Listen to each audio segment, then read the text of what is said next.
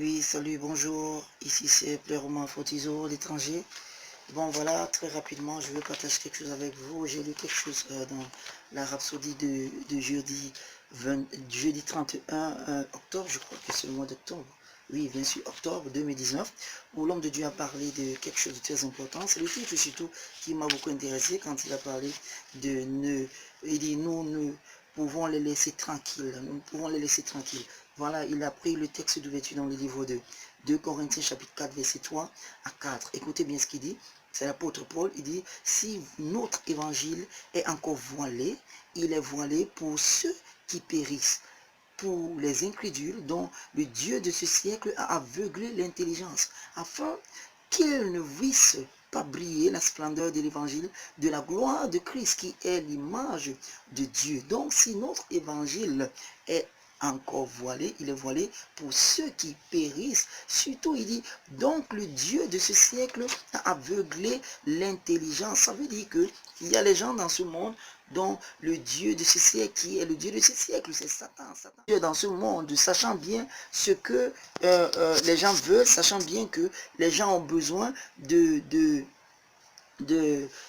ce salut, les gens ont besoin de nous, mais ils ne savent vraiment pas que c'est nous qui sommes vraiment cette solution à ce monde, franchement, parce que le monde est dans les ténèbres, il veut la lumière, nous sommes la lumière, mais ils n'arrivent pas à reconnaître que c'est nous la lumière. Pourquoi? Parce que le Dieu de ce siècle a aveuglé leur intelligence, afin qu'ils ne voient pas briller la splendeur de la gloire de Dieu.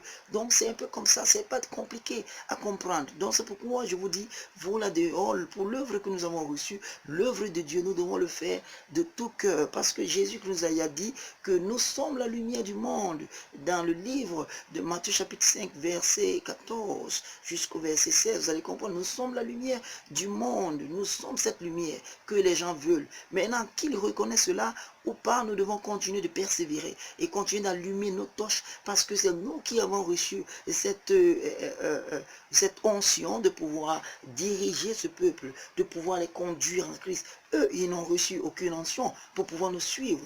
Donc nous devons être patients, nous devons être persévérants, nous devons être ardents dans l'œuvre de Dieu, même si et seulement si, je sais pourquoi je dis à certaines personnes, même si vous n'avez pas l'opportunité d'agir dans une église, vous n'avez pas l'opportunité de peut-être travailler dans une église ou bien faire certaines choses ou bien quoi que ce soit, mon frère, vous avez une œuvre. L'œuvre du ministère n'est pas dans l'église, l'œuvre du ministère c'est dehors. À l'église, on reçoit les techniques, les stratégies, on est perfectionné à l'église pour l'œuvre du ministère qui est dehors. Et c'est une œuvre qui a été remise, c'est un ministère qui a été remis à tout chrétien, tout chrétien. C'est pourquoi j'ai toujours dit que tous les chrétiens sont des missionnaires. On doit le comprendre. Et Dieu nous a confié cette tâche. Le salut des hommes est très important. Si le Fils de l'homme, le Fils de Dieu doit venir mourir pour sauver l'humanité, ça veut dire que le salut de l'homme est très important.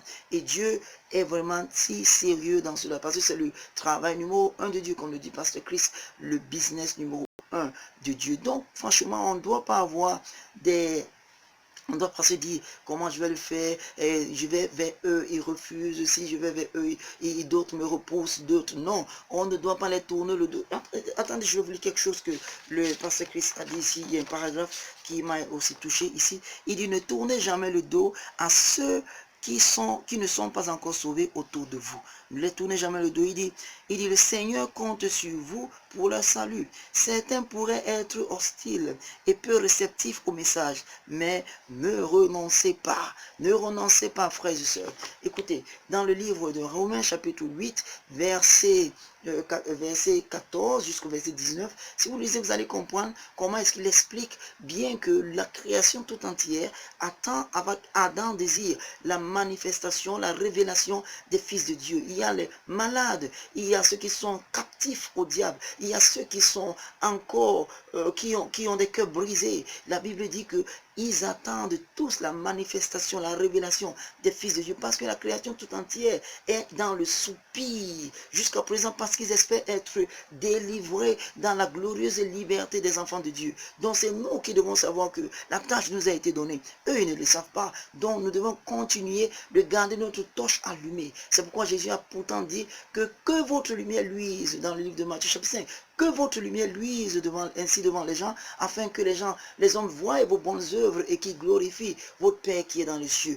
Ils vont finir par voir, si seulement si votre lumière entre lui. Donc, il ne faut pas rester là à dire comment je vais faire. Je ne suis pas, quand je vais gagner une âme, je ne sais pas quoi dire, ou alors il me repousse. Non, ne les tournez pas le dos et ne comptez pas sur votre propre force, mais comptez sur le Seigneur, parce que c'est lui qui vous donne cette capacité.